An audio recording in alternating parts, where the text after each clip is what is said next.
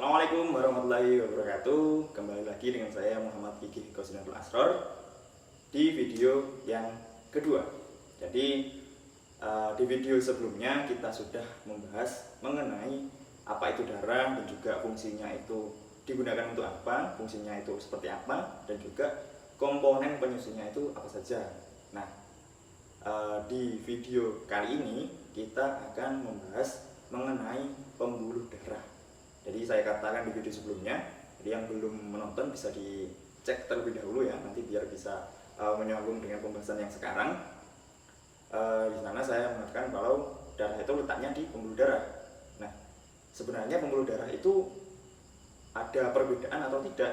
Nah, jadi pembuluh darah itu secara global, secara umum itu dibedakan menjadi dua. Yang pertama pembuluh darah nadi dan yang kedua pembuluh darah vena. Jadi pembuluh darah nadi ini ialah yang mengalirkan darah keluar dari jantung. Kemudian untuk yang vena itu sebaliknya, yang mengalirkan darah menuju ke jantung.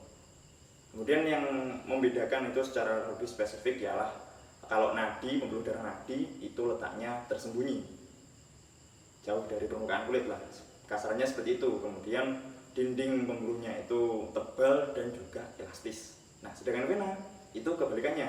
Jadi dindingnya tipis dan juga tidak elastis, kemudian letaknya di permukaan kulit.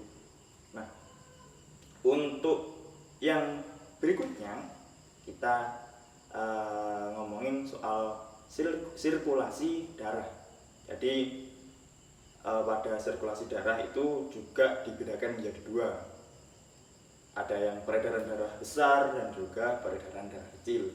Kok bisa berbeda itu seperti apa? Jadi kalau kita ngomongin soal peredaran darah besar, itu pastinya yang mengalirkan darah ke seluruh tubuh, pokoknya keseluruhan tubuh itu yang besar. Kemudian untuk yang kecil itu cuma paru-paru, jantung paru-paru, jantung paru-paru gitu ya. Jadi kalau rutenya kalau peredaran darah besar itu darah yang kayak oksigen itu dari bilik kiri itu dialirkan ke seluruh tubuh, jadi ke pos-pos yang membutuhkan aliran darah itu tadi. Jadi yang dialirkan ini itu seperti yang di video sebelumnya, yang ada hemoglobinnya, jadi yang kayak akan oksigen, jadi yang membutuhkan ditaruh di pos-pos itu tadi, kemudian dibawa lagi ke jantung, salurannya ke serambi kanan. Jadi ini kembalinya ke yang darah yang kaya akan karbon dioksida. Nah, untuk yang kecil itu tadi jantung, paru-paru, jantung, paru-paru itu.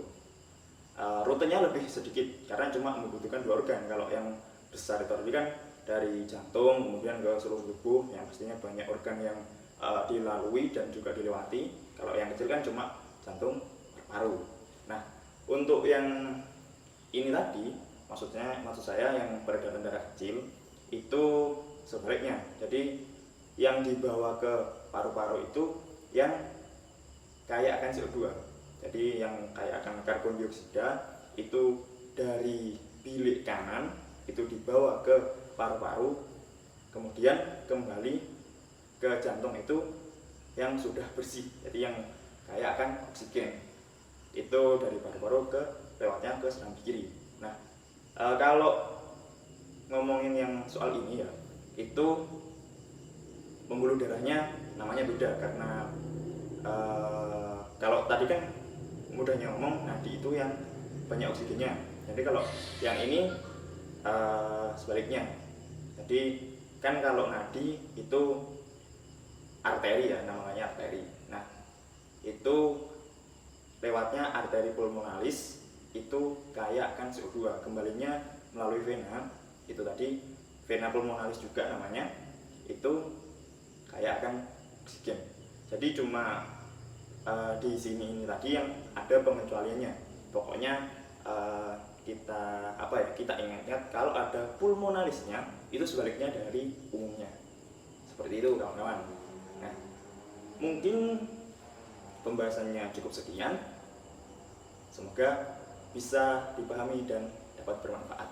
Dari saya Muhammad Fikri, sekian. Assalamualaikum warahmatullahi wabarakatuh.